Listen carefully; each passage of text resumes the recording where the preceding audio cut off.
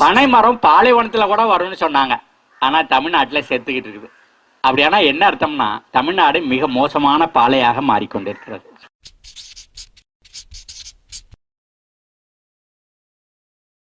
ஏன் இது நடக்குது? இந்த விவசாயத்துல பயன்படுத்துற ரசாயனங்கள் நம்ம சுற்றுச்சூழலை பாதிக்குது. அது பூமிக்குள்ள இறங்குது, மழை தண்ணியோட சேர்த்துக்கிட்டு இறங்குது. ஆனா 300 அடிக்கும் கீழே இருந்து குடிக்க தண்ணி எடுத்தீங்கன்னா அதுவும் விஷமாவே இருக்கு. எங்கெங்கேயோ சுத்தி அந்த புல்லு வைக்கோல் இதை திங்கிற மாடுக்குள்ள விஷம் போயிடுது. மாடு கொடுக்கிற பால் விஷமாயிடுச்சு, பாலை குடிக்கிற பெண்ணு விஷமாயிடுச்சு.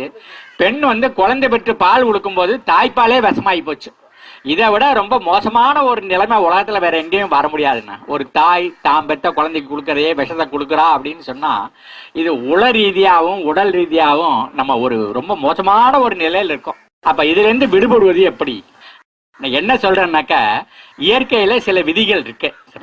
அந்த இயற்கை விதிகள் நீங்க நானு எல்லாம் பிறக்கிறதுக்கு முன்னாடியே இருந்தது. நாம செத்து போனா அதுக்கப்புறமா அது இருக்கும். அந்த இயற்கை விதிகளை மட்டும் நம்ம தெரிஞ்சுக்கிட்டோம்னா போதுமானது. நம்ம அதிகப்படியா என்ன பேசிட்டோம்னா 40 விழுக்காடு நைட்ரஜன் போடணும், என் போடணும், 20 பி போடணும், 20 கே போடணும் அப்படின்ற அது ரசாயனங்களை போட போட என்ன பண்ணுது, அந்த பூமியில இருக்கிற உயிரெல்லாம் செத்து போயிடுது. இப்ப அந்த மண்ணில் இருக்கிற அந்த உயிரை வளர்க்கணும்னா என்ன செய்யணும்? ரசாயனத்தை போடப்படாது, விஷத்தை போடப்படாது. போட்டா அது செத்து போயிடும். சரிண்ணா? அதுக்கு பதிலாக அது கேட்கறது கழிவுகளை தான் கேட்குது. சரிண்ணா? நம்ம ஆட்டுச்சாணியை போடும்போது, மாட்டுச்சாணியை போடும்போது, கோழிச்சாணியை போடும்போது, இந்த இலைதகளை வச்சு அதில் சாணி தண்ணியை தெளிக்கும் போது, கம்போஸ்ட் ஆக்கி மண்ணில் போடும்போது நம்ம என்ன செய்யறோம்? நம்ம நுண்ணுயிர்களுக்கு சாணி போடுறோம். பூமி கழிவுகளை மட்டும் தான் கேட்குது, வேஸ்ட்டுகளை மட்டும் தான் கேட்குது. ஆகையினால நாம வேஸ்ட்டுகளை மட்டும் நிலத்துக்கு திருப்பி கொடுக்க நம்ம பழகிட்டமாக்கும், நிலம் நமக்கு கொடுத்துக்கிட்டே இருக்கும். Agriculture is harvesting the solar energy. Maximum இந்த சூரிய வெளிச்சத்தை எப்படி நம்ம அறுவடை பண்ண போறோம் அதுதான். ரெண்டாவது என்னன்னாக்கா, அதுக்கு துணையா நம்ம செய்ய வேண்டியது ஃபீடிங் தி பாக்டீரியா. போட்டோசிந்தசிஸ்னு ஒன்று இருக்கு. சூரியன்லேருந்து வர்ற வெளிச்சத்தை அந்த பச்சை இலை வாங்கி அது சர்க்கரையா மாத்திடுச்சு. அது சர்க்கரையா மாத்தி தின்னு விட்டு அது மிச்சத்தை வேருக்கு அனுப்புது. அந்த வேர் எல்லா இடத்துலையும் பரவலா ஓடி பூமியில இருக்கிற தண்ணி எடுத்து மறுபடியும் பச்சை இலைக்கு அனுப்பிச்சுடுது. இலை வேருக்கு சாப்பாடு போடுறதே ஒழிய வேறு இலைக்கு சாப்பாடு போடவில்லை. அதனால வேர்ல நான் செடிக்கு சாப்பாடு கொடுக்குறேன்னு சொன்னா அது சயின்ஸ் இல்லை. முதல்ல இதை நம்ம முடிவு பண்ணிட்டீங்கன்னா யாருனாலும் நம்ம திருப்தி பண்ணலாம்.